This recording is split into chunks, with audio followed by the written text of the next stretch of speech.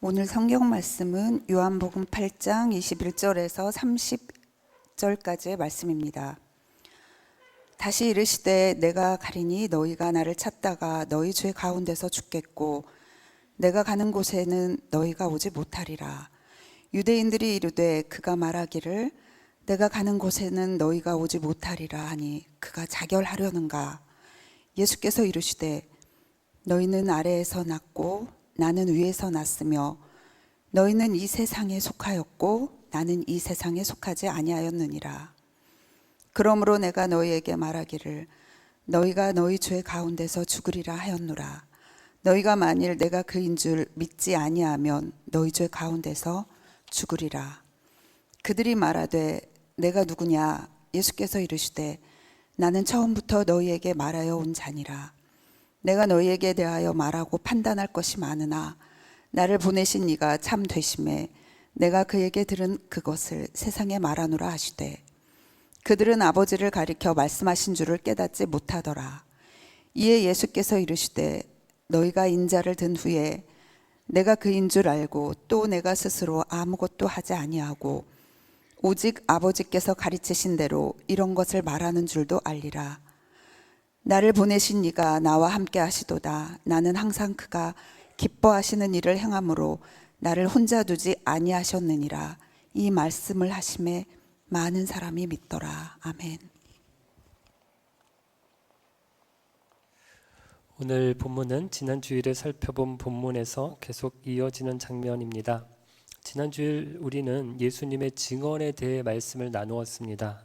사람들이 예수님께 이렇게 공격했습니다. 네가 너 자신에 대해서 말하는 것을 우리가 어떻게 믿을 수 있느냐. 이때 예수님께서 아주 친절하게 세 가지 이유를 들어서 자신의 증언이 참되다는 것을 말씀해 주셨습니다. 첫 번째, 예수님의 증언은 특별한 영역의 증언이기 때문입니다.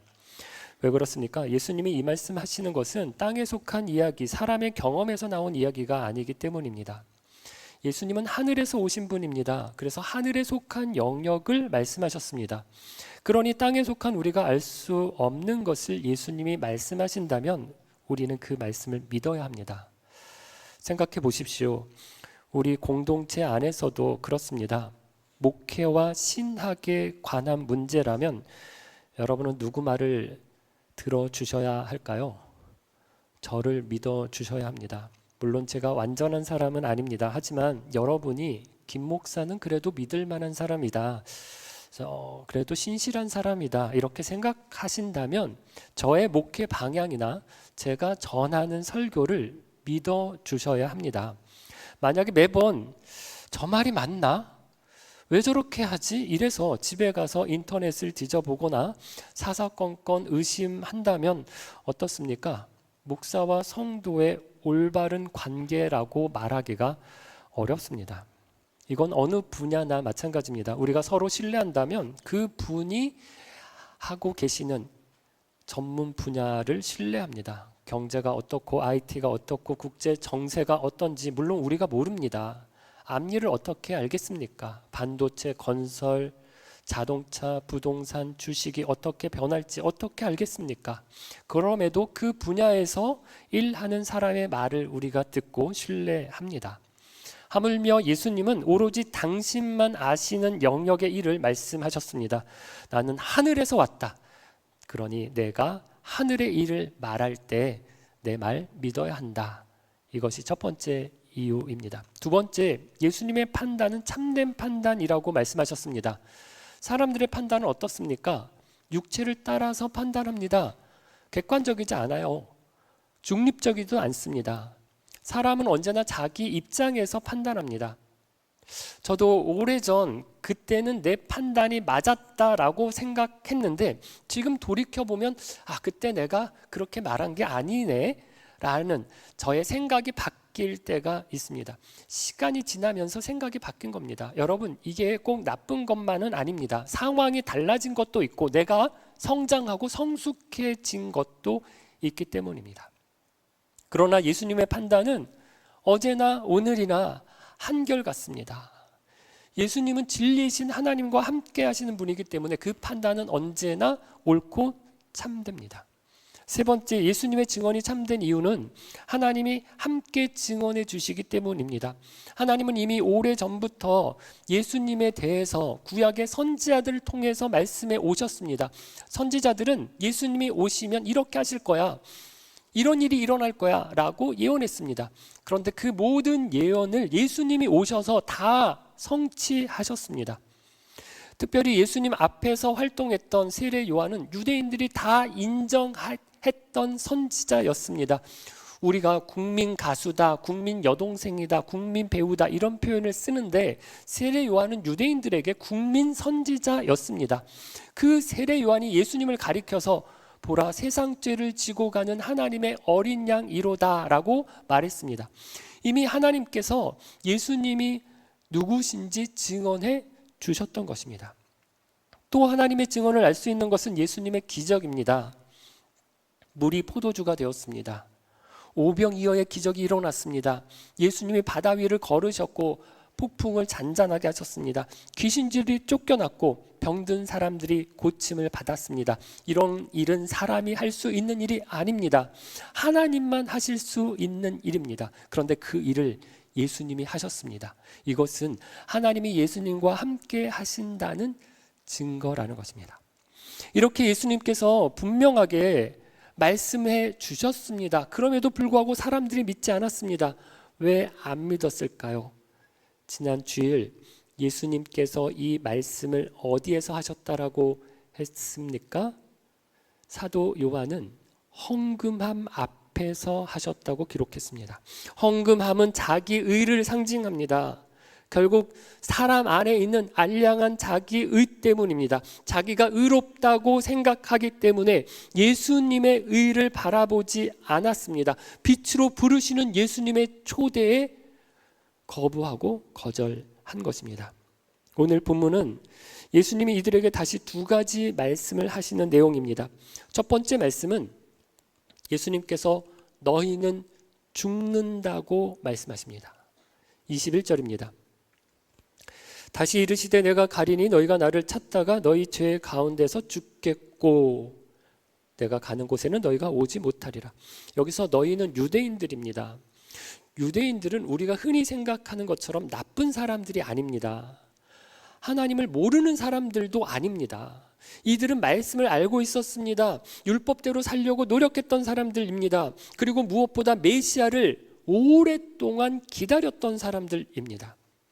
예수님도 너희가 나를 찾을 것이다 라고 말씀하셨습니다. 이 사람들은 정말로 메시아를 찾았습니다. 메시아가 오면 이스라엘을 구원할 것이다. 이스라엘을 로마로부터 해방시킬 것이다. 그래서 열심히 메시아를 찾았습니다. 그런데 메시아가 실제로 왔습니다. 예수님이 하나님의 아들로 자기들 눈앞에 나타나셨습니다. 그런데 못 알아보았습니다. 이 사람 아니다. 이렇게 말하고는 또 다른 메시아를 찾았습니다. 그 사이에 예수님은 나는 떠난다. 너희는 내가 있는 곳에 올 수 없다고 말씀하셨습니다. 여러분, 이 사람들이 그렇게 열심히 찾았음에도 불구하고 왜 예수님을 보고 메시아인 줄 몰랐을까요? 왜 못 찾았을까요? 왜 못 알아봤을까요? 자기들이 만든 메시아를 찾았기 때문입니다.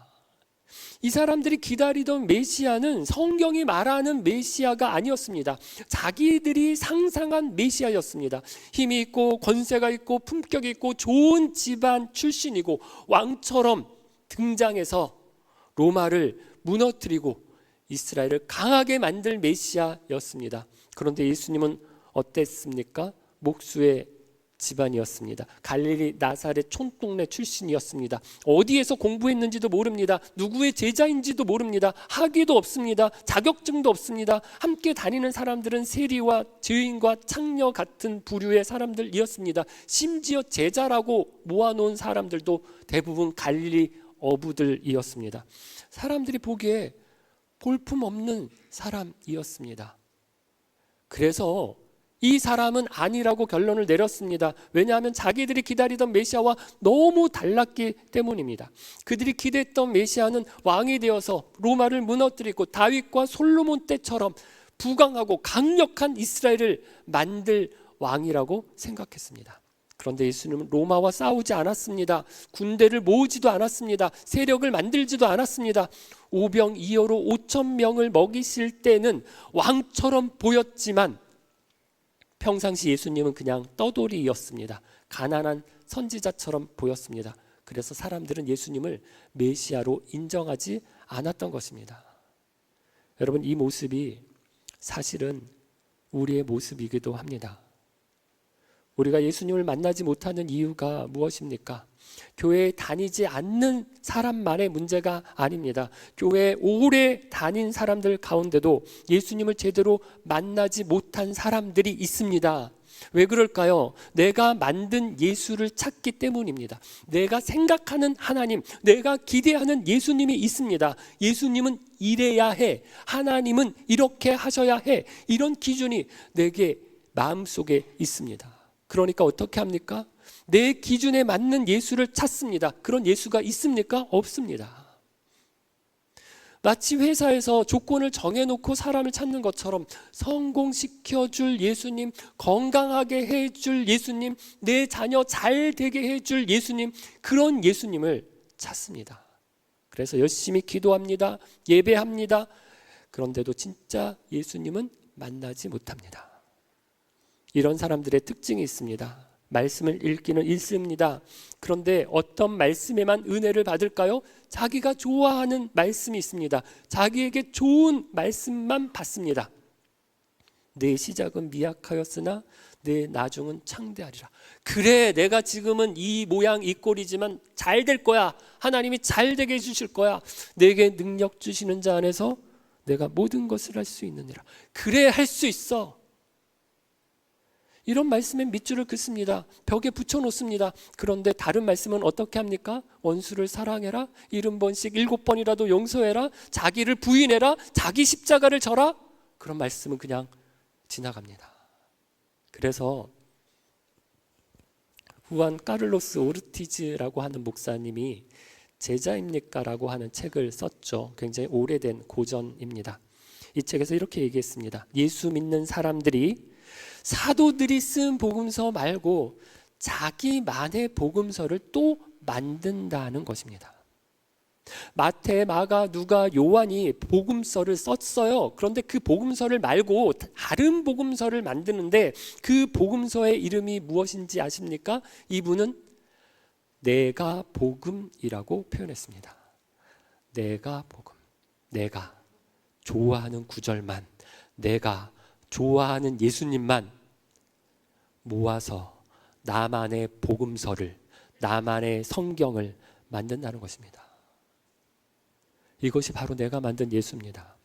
하나님이 보내신 예수님이 아니라 내가 만든 예수님입니다. 겉으로는 같은 예수를 믿는 것처럼 보입니다. 같이 교회에 오고 같이 예배를 드리고 같이 기도합니다. 그러나 사실은 완전히 다른 예수를 믿는 것입니다. 여러분, 오늘 우리는 스스로에게 질문해 보아야 합니다. 내가 찾는 예수님은 누군가? 내가 믿는 예수님은 누군가?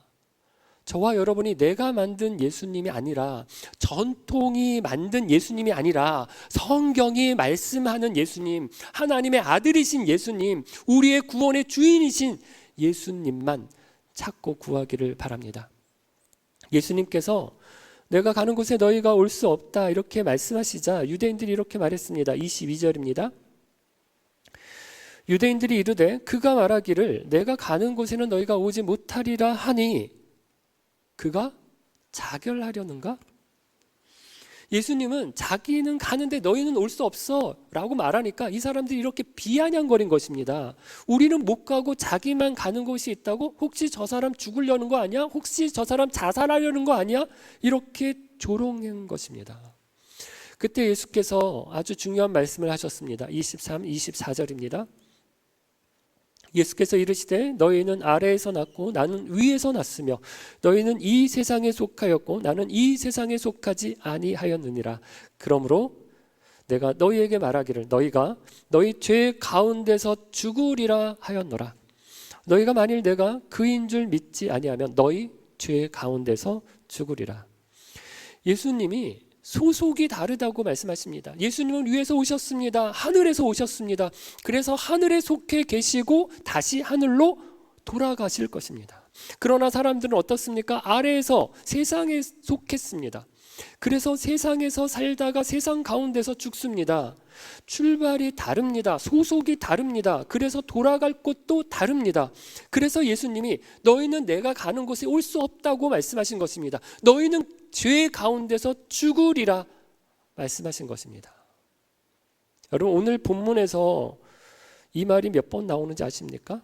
죽는다는 말이 3번 나옵니다. 21절 너희 죄 가운데서 죽겠고, 24절 중간 너희 죄 가운데서 죽으리라, 그리고 24절 마지막에도 너희 죄 가운데서 죽으리라. 왜 3번이나 말씀하실까요? 강조하기 위함입니다. 정말로 죽기 때문입니다. 여러분, 우리 모두는 죽습니다. 제가 예언합니다. 여러분 모두는 죽습니다. 이 말 하기가 참 어렵습니다. 특히 병원 신방을 가면 이 말을 하기가 쉽지 않습니다. 괜찮습니다. 곧 나으실 것입니다. 이렇게 말하는 건 쉽습니다. 그런데 어떤 순간에는 목사가 죽음을 말해야 할 때가 있습니다. 우리 김현성 집사님 돌아가시기 3일 전에 제가 만나서 이렇게 말씀을 드렸습니다. 집사님, 하나님이 살려주시면 참 좋은데 우리의 기도와 달리 하나님께서 부르실 수도 있어요. 하나님이 부르셔도 구원 받으실 수 있죠?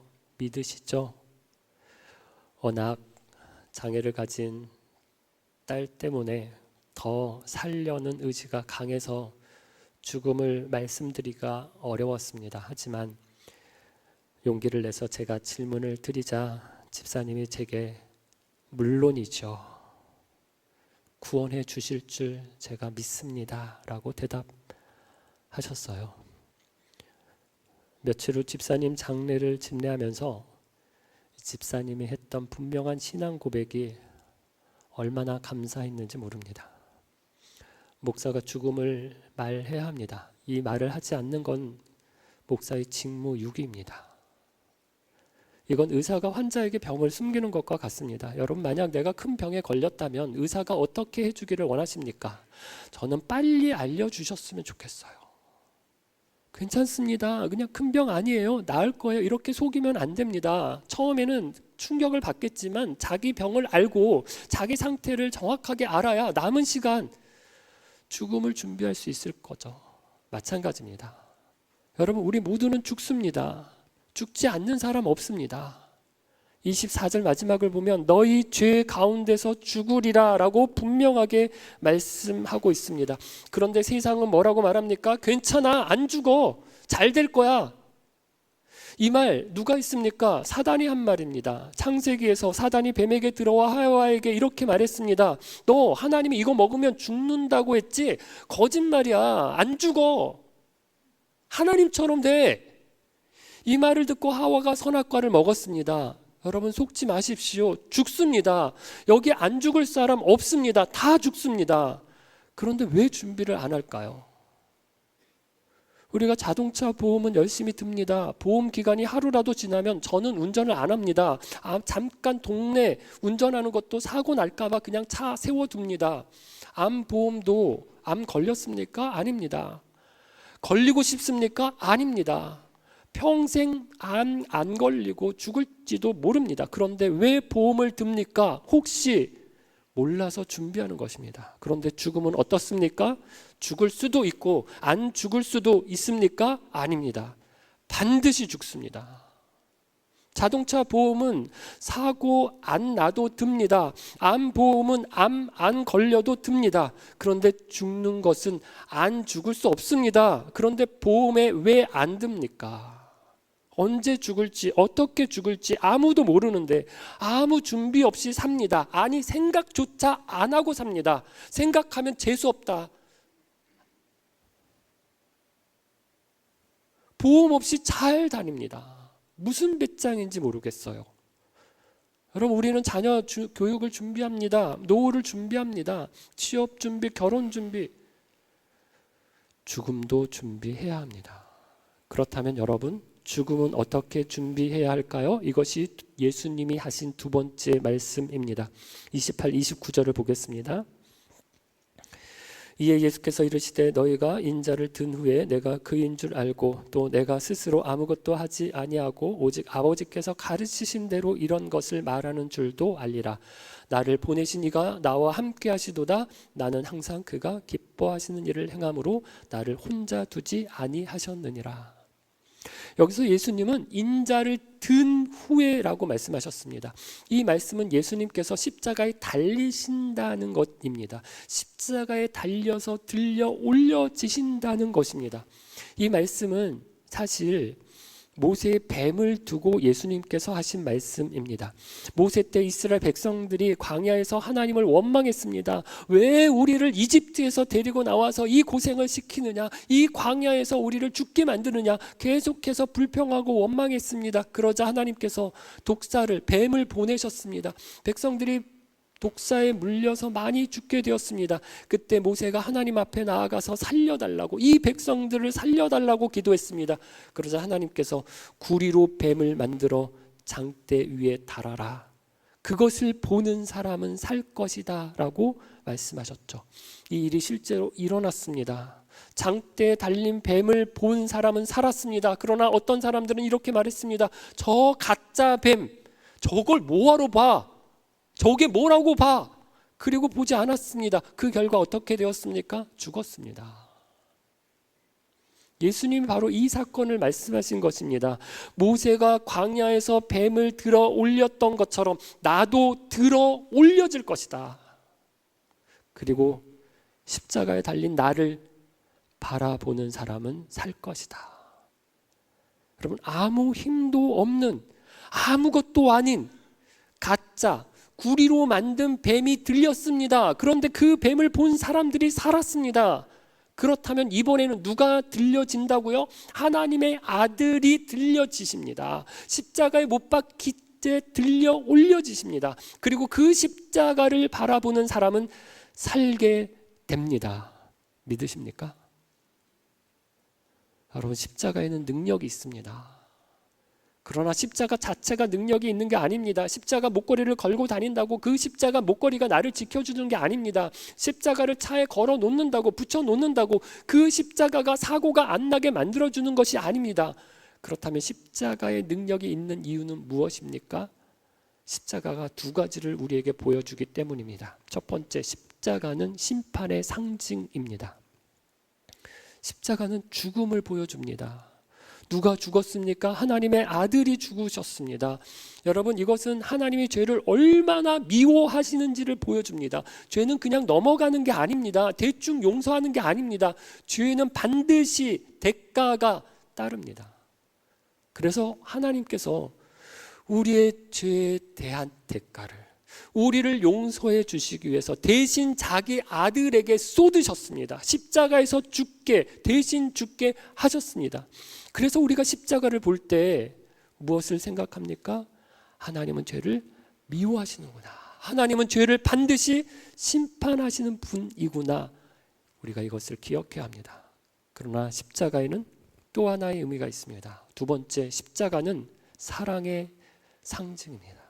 십자가는 용서를 보여줍니다. 하나님이 우리를 얼마나 사랑하시는지를 보여주십니다. 사랑은 그냥 말로만 하면 알 수 없습니다. 내가 너 사랑해, 말만 하면 알 수 없습니다. 사랑은 보여줘야 합니다. 하나님께서는 십자가로 우리를 향한 하나님의 사랑을 보여주셨습니다. 여러분, 혹시 하나님이 나를 사랑하시는 것 맞나? 하나님이 나를 잊어버린 건 아니실까? 생각이 들 때, 의심이 들 때가 있습니까? 그럴 때 십자가를 보십시오. 십자가 안에 하나님의 사랑이 있습니다. 아들을 아끼지 않으시고 내어주신 하나님의 사랑이 십자가에 있습니다. 여러분 중에 누가 자기 아들을 내어줄 부모가 있습니까? 내 딸을 무엇과 바꾸겠습니까? 못 바꿉니다. 천만금을 주어도 내어줄 수 없습니다. 그런데 하나님 아버지는 저와 여러분을 위해서 아들을 내어주셨습니다. 우리를 살리시기 위해서, 우리에게 생명 주시기 위해서 내 아들, 자기 아들을 우리에게 십자가에 내어주셨습니다. 여러분, 십자가가 능력인 이유는 바로 이것입니다. 십자가에는 죄에 대한 무서운 심판이 있습니다. 동시에 십자가에는 하나님의 사랑과 용서가 있습니다. 하나님의 아들이 우리 대신 십자가에서 죽으신 것입니다. 사랑하는 빛소금 가족 여러분, 사람들은 이렇게 말합니다. 나무에 뱀이 달렸든 사람이 달렸든 그게 무슨 의미가 있느냐, 그냥 나무지. 그렇게 말할 수 있습니다. 그래서 사도 바울은 고린도 교회에 보내는 편지에서 이렇게 말했습니다. 십자가의 도가 멸망하는 자들에게는 미련한 것이요, 구원을 얻는 우리에게는 하나님의 능력이라. 십자가의 도가 멸망하는 자들에게는 미련한 것이요, 구원을 얻는 우리에게는 하나님의 능력이라. 사람들은 돈이 능력이다, 돈이면 안 되는 일이 없다, 높은 자리에 올라가는 것이 능력이다, 많은 지식을, 스펙을 쌓는 것이 능력이다, 좋은 사람들과 인맥을 잘 가지는 것이 능력이다 라고 말합니다. 그러나 성경은 분명하게 말씀합니다. 십자가가 능력입니다. 거기에 생명이 있기 때문입니다. 여러분, 돈으로 생명을 살 수 있습니까? 영생을 살 수 있습니까? 없습니다. 돈이 아무리 많아도 사람은 죽습니다. 권력을 가져도 죽습니다. 지식을 많이 쌓아도 죽습니다. 그런 것들은 죽을 때까지만 필요한 것입니다. 그러나 십자가는 죽어도 사는 것입니다. 그래서 여러분, 우리 인생에서 가장 소중한 것은 십자가입니다. 십자가 없다면 대통령이 된들 재벌이 된들 그게 진짜 복이 아닙니다. 그러나 십자가가 있다면 어떻습니까? 어떤 상황에서도 감사할 수 있습니다. 왜냐하면 우리는 이미 영생을 가진 사람들이기 때문입니다. 그래서 십자가 능력은 단지 죽어서 우리를 천국 보내주는 능력만 말하는 것이 아닙니다. 지금 이 순간에도 우리에게 능력이 됩니다. 십자가 은혜를 아는 사람은 쉽게 흔들리지 않습니다. 세상의 작은 일들 때문에 무너지지 않습니다. 이미 영원한 생명을 가진 사람이기 때문입니다. 이미 하나님 나라를 살아가고 있는 사람들이기 때문입니다. 그런데 여러분, 이렇게 놀라운 십자가 능력을 아직 모르는 사람들이 있습니다. 우리 가족 가운데도 있고 우리가 사랑하는 이들 가운데도 있습니다. 여전히 십자가 능력을 모르고 죄 가운데 죽어가는 사람들이 있습니다. 보면 되는데, 보면 사는데 무시하고 사는 사람들이 있습니다. 나는 아무것도 안 믿어. 나는 나만 믿어. 내 주먹만 믿어. 내 돈만 믿어. 헛된 것을 붙잡고 사는 사람들이 있습니다. 그들에게 십자가를 말해 주십시오. 오직 십자가만이 사람을 살리는 능력임을 말해 주시기를 바랍니다. 살리는 것은 십자가밖에 없습니다.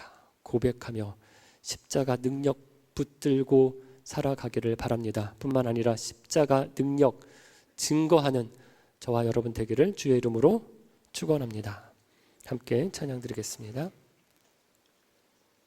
우리 위에 십자가 지신 우리 예수님 생각하며 같이 찬양 드리겠습니다.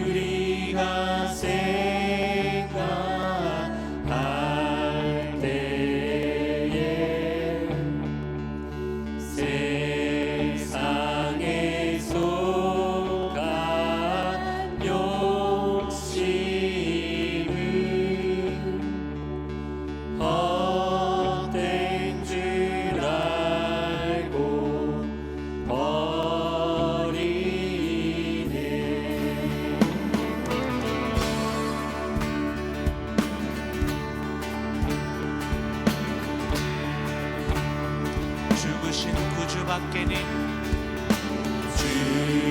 죽으신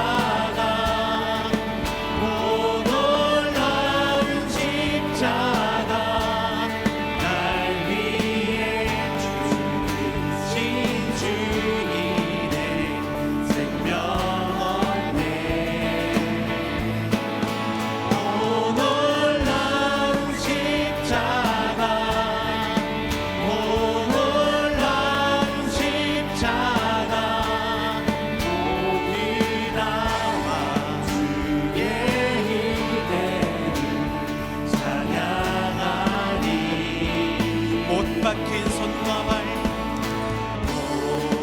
박힌 손발 보니 등잡이 나타내셨네.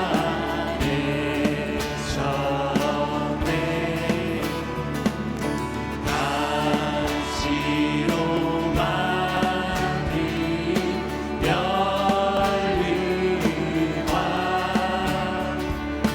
우리를 위해 쓰셔.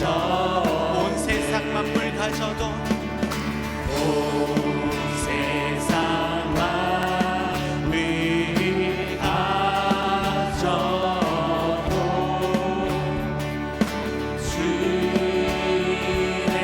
못 따라가겠네. 놀라운 사랑하리라. 몸으로 재우 삼겠네. 오 놀라운 십자가, 오 놀라운 십자가, 날 위해 죽으신 주님의 생명 얻네. 오 놀라운 십자가, 오 놀라운 십자가, 모두 나와 주의 은혜를 찬양하리. 오 놀라운 사랑 오 놀라운 사랑, 오 놀라운 사랑, 날 위해 죽으신 주님의 생명 얻네. 오 놀라운 사랑 오 놀라운 사랑, 오 놀라운 사랑, 모두 나와 주의 은혜를 찬양하리. 주 달려 죽은 십자가 주 달려 죽으신 십자가, 우리가 생각할 때에 세상에 속한 욕심은 헛된 줄 알고 버리네.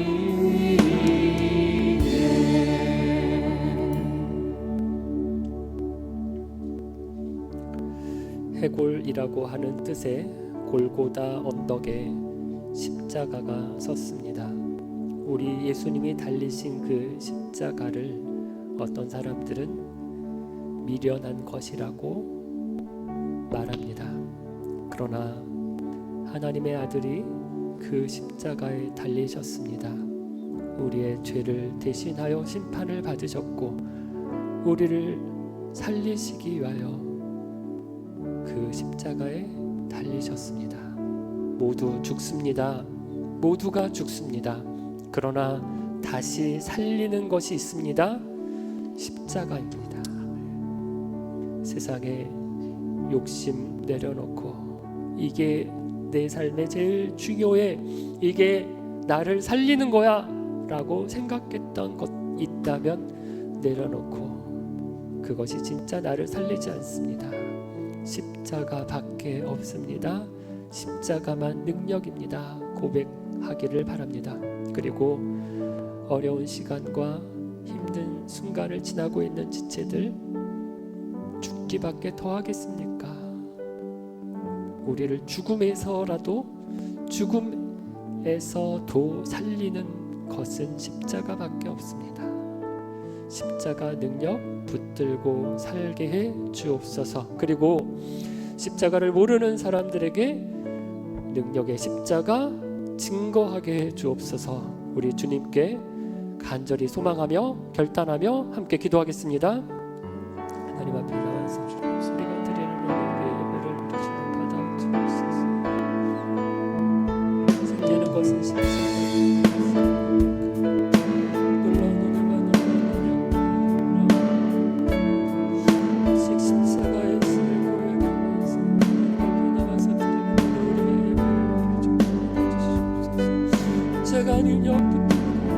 아버지 하나님 살아가게 해주옵소서. 힘든 시간과 어려운 순간을 지나고 있는 지체들을 위해 주시옵소서.